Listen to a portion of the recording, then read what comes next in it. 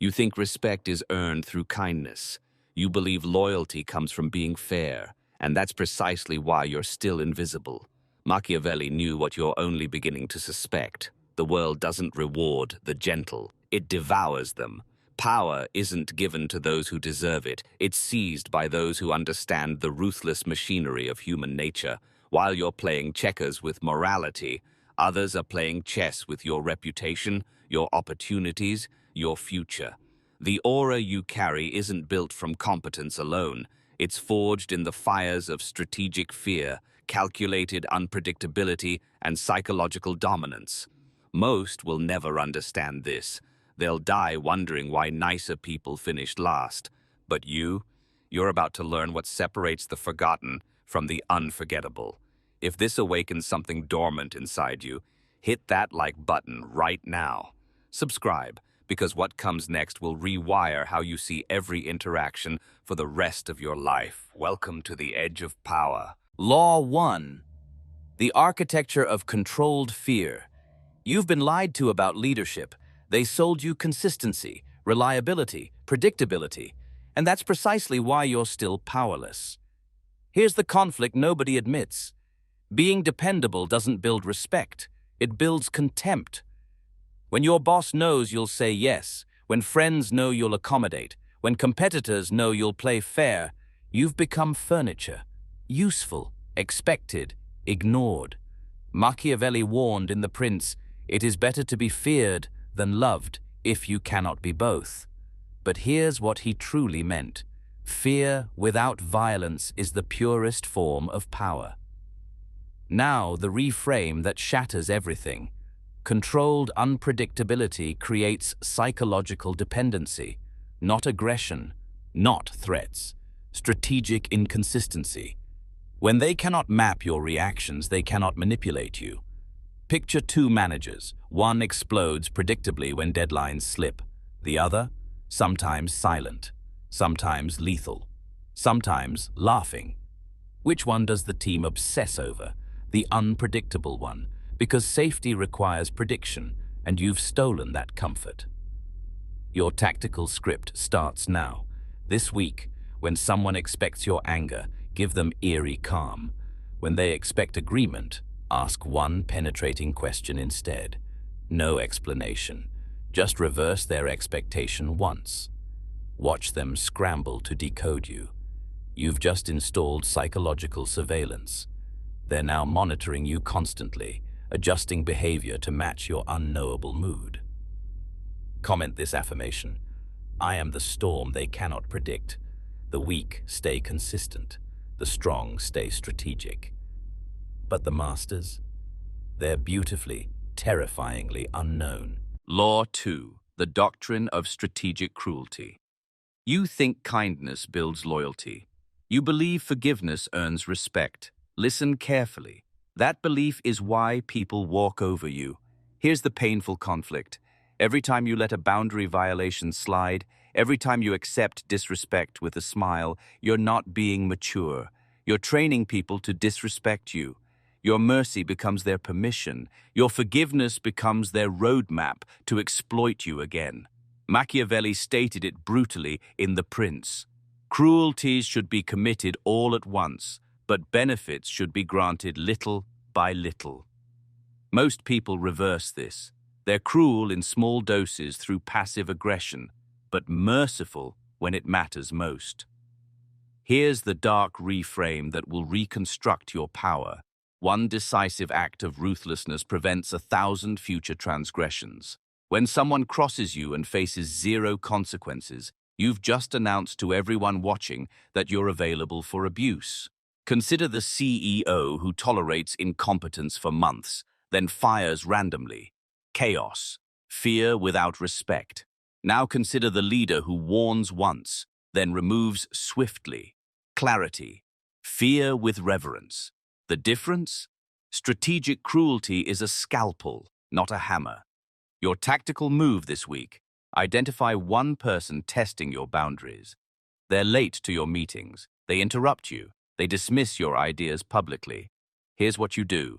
Deliver one private, emotionless warning. This doesn't happen again. No anger, no explanation. Then, if they test you once more, remove access completely.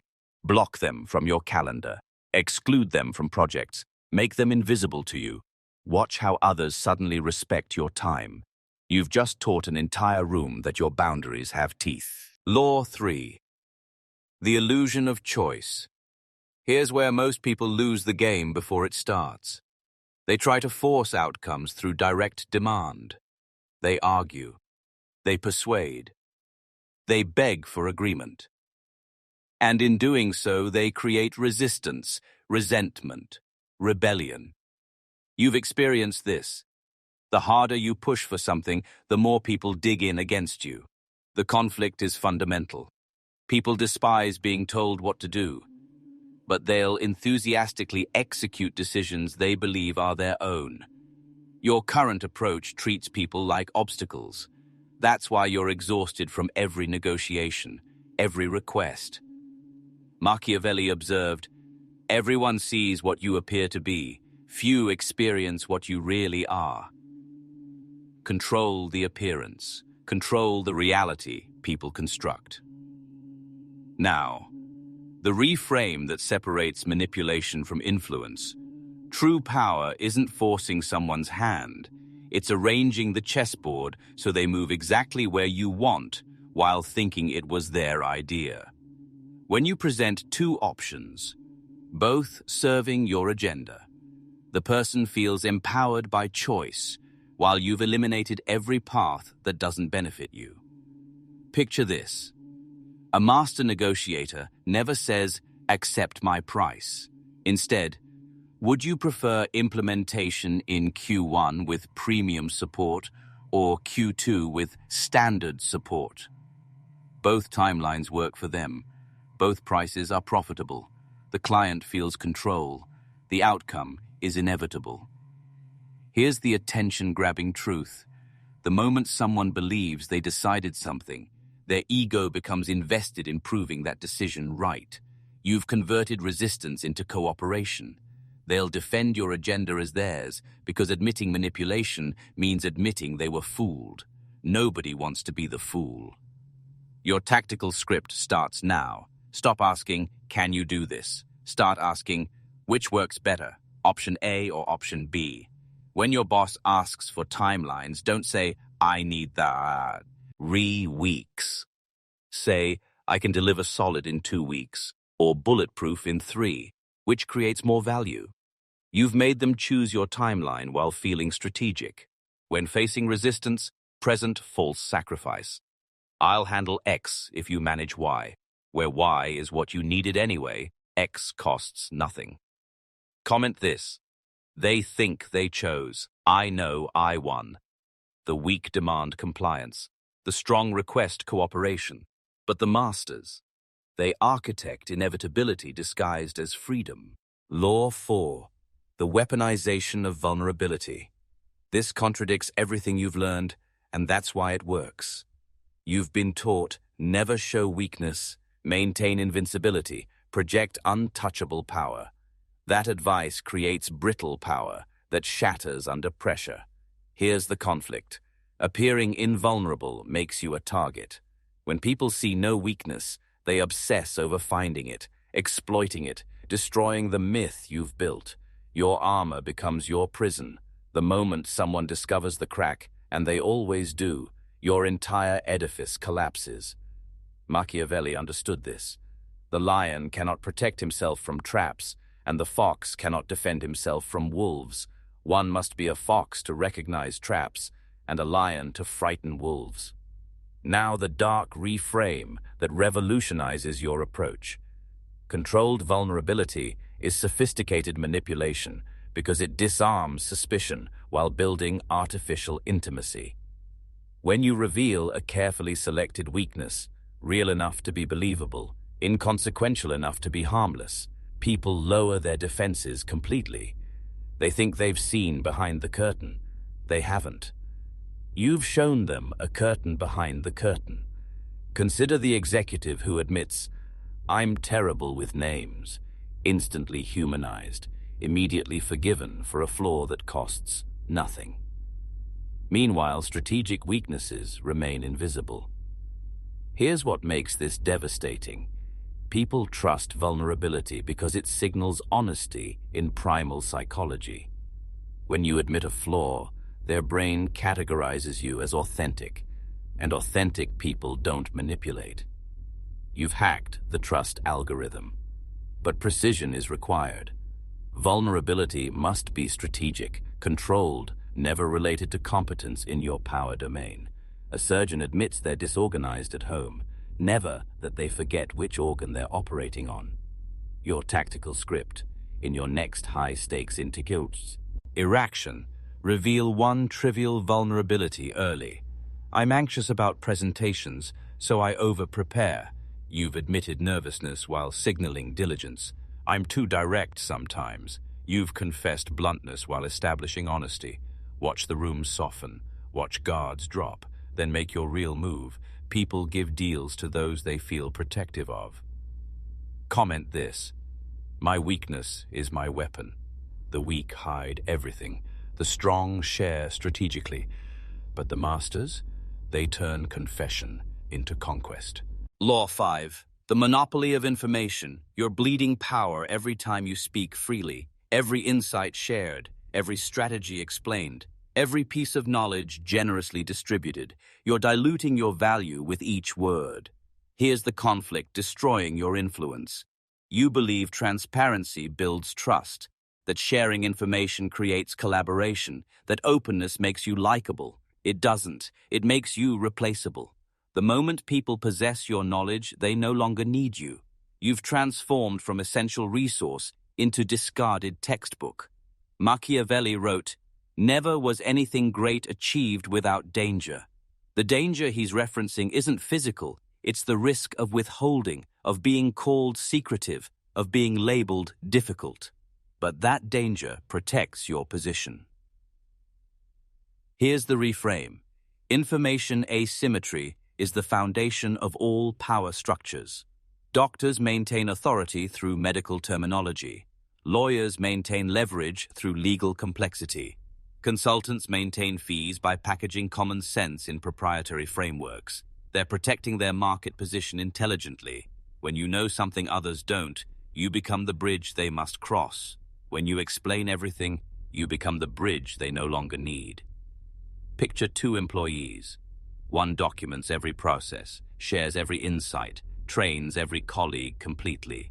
The other keeps crucial knowledge close, becomes the only person who can solve specific problems, makes themselves irreplaceable. Guess which survives layoffs? Here's the attention-stealing truth. People don't respect what they fully understand. Mystery creates value. Scarcity creates demand. When you're the only one who knows how the system works, how the client thinks, how the process functions, you've built job security no resume can match. This isn't about being unhelpful. It's strategic information. And release. Share enough to appear collaborative. Withhold enough to remain essential. Your tactical script. When someone asks, "How did you do that?" respond with combination of factors, vague enough to satisfy curiosity, empty enough to protect methodology. When teaching, give them steps 3 through 7. Keep steps 1, 2, and 8. They'll execute the middle, but need you for beginning and completion. You've created permanent dependency. Comment this affirmation. I share conclusions, never methods. The weak explain everything. The strong teach selectively. But the masters? They become irreplaceable by staying partially invisible. Law 6. The cultivation of strategic enemies. This is where your understanding of power takes its darkest turn. You've spent your entire life trying to be liked by everyone, avoiding conflict, smoothing over disagreements, keeping peace at all costs. That strategy has made you forgettable. Here's the conflict that's been suffocating your potential.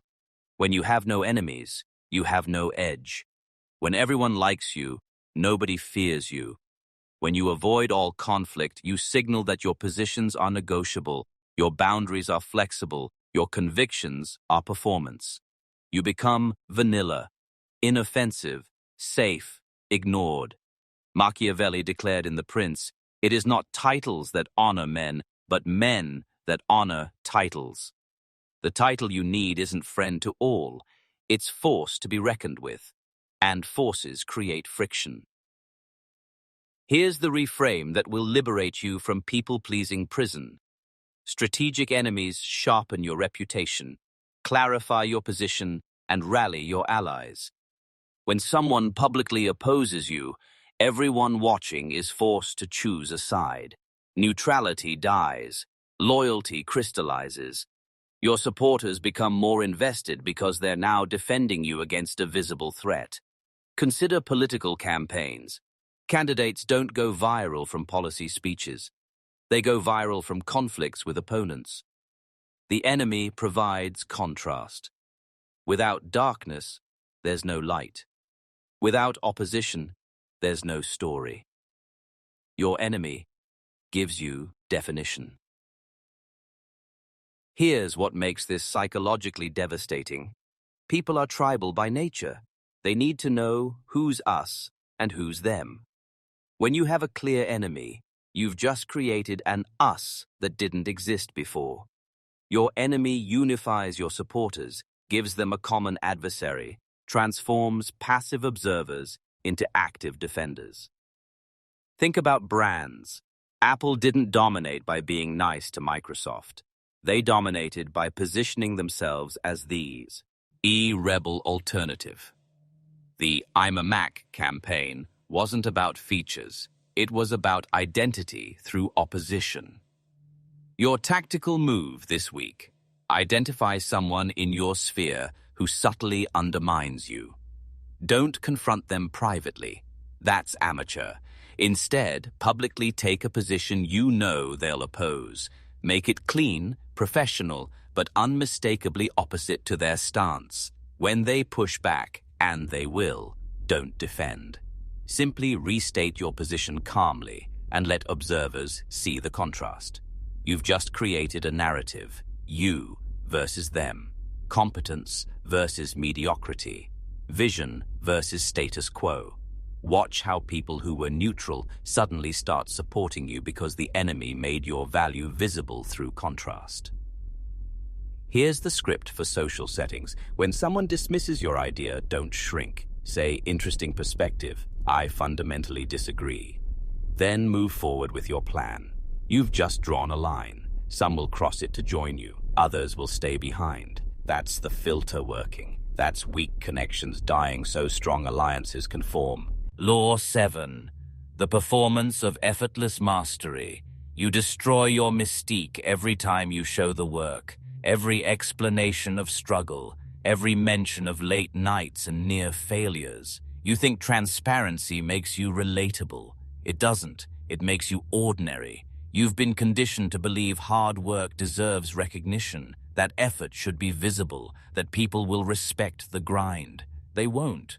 They'll just see someone persistent, not extraordinary. Machiavelli wrote, "The wise man does at once what the fool does finally." Wisdom appears effortless. Foolishness broadcasts its struggle. When success looks easy, people assume you're on another level. When it looks hard, they assume they could do it too if they just worked more. Effortless mastery creates the perception of natural superiority, fueling respect, envy, and psychological distance that protects your position. Picture two pianists playing the same piece. One sweats, face tight with effort. The other looks serene, fingers gliding like the piano plays itself. Both hit the same notes. Who's the master? The one for whom difficulty doesn't exist. Elite athletes make impossible plays look routine. Master surgeons stay calm during crises. Billionaires claim their ideas came casually, mid-shower. The performance of ease is power. When people believe success comes naturally to you, they stop competing and start admiring. Competition requires perceived equality. Admiration requires perceived distance. You want distance. While colleagues boast about late nights, you deliver superior results and leave at 5. They're bound by hours. You seem to operate in another dimension. That's mythology. Tactical script. When asked, how long did this take? Never reveal real numbers. Say, not long, or it came together quickly. When praised, don't explain the process. Just smile. Thanks, it was fun. Struggle in private. Unveil only the polished result. If you ever display effort, make it over something trivial. Publicly stress about lunch. Privately dominate the presentation. The contrast signals that important things are effortless for you. Comment this affirmation: I make power look like play. The weak display every scar. The strong show selective vulnerability. Masters make conquest look like a casual stroll, while others drown in effort. Law 8. The annihilation through indifference. The opposite of love isn't hate, it's indifference. And indifference is the cruelest psychological weapon you possess. You've been taught to confront enemies, defend yourself against critics, and argue with those who disrespect you. Every response feeds them what they crave: your attention, energy, and emotional investment. Here's the hidden power drain. Engagement equals validation. When you respond, you confirm they matter. When you argue, you raise them to equal status. When you defend yourself, you accept their right to judge you. Machiavelli wrote, "Men ought either to be well treated or crushed, because they can avenge themselves of lighter injuries, of more serious ones they cannot." Crushing isn't physical. It's total erasure. When you treat someone as if they don't exist, you deliver an injury they can't avenge. There's no reaction to escalate, no opening to exploit. Think back to high school. The popular kids didn't need insults. They simply acted like outsiders weren't there. That invisibility cut deeper than cruelty. Insults acknowledge presence. Indifference declares irrelevance. In workplaces, the most devastating thing a manager can do isn't yell, it's forget your name. Not being reprimanded, but not being considered. That's psychological annihilation. Humans are wired to be seen and acknowledged. Deny this and people unravel. They escalate for attention, grow desperate, and appear unstable while you stay calm and focused. Imagine someone flooding your inbox with attacks. You never respond. They send more. You remain silent. They become the ones screaming into the void while you build empires. Who looks powerful? Tactical deployment. Identify someone who's been disrespecting or provoking you. From today, they no longer exist. Don't block dramatically. That's still engagement. Simply stop reacting. When others mention them, change the subject. In meetings, look through them. Acknowledge everyone except them. First, they'll escalate, then spiral. Finally, they'll fade. You've shown everyone that your power is so secure, some people don't even register as threats. That silent erasure is terrifying to witness. That's the ultimate power move. The outro, your transformation into power. Let's crystallize what you've absorbed. You've learned 8 laws that separate the conquered from the conquerors. Law 1. Controlled fear through unpredictability. Law 2. Strategic cruelty. One decisive act prevents 1,000 transgressions. Law 3. The illusion of choice. Make them believe they chose what you decided. Law 4. Weaponized vulnerability. Display weakness strategically to disarm. Law 5. Information monopoly. Reveal conclusions, never methods. Law 6. Strategic enemies. Opposition creates definition and rallies allies. Law 7. Effortless mastery. Make power look like play. Law 8. Annihilation through indifference. Erase them from your reality. These aren't theories. They're operational principles that have shaped power since Machiavelli, Caesar, and the first strategist who understood perception bends reality. Now picture yourself 6 months from now.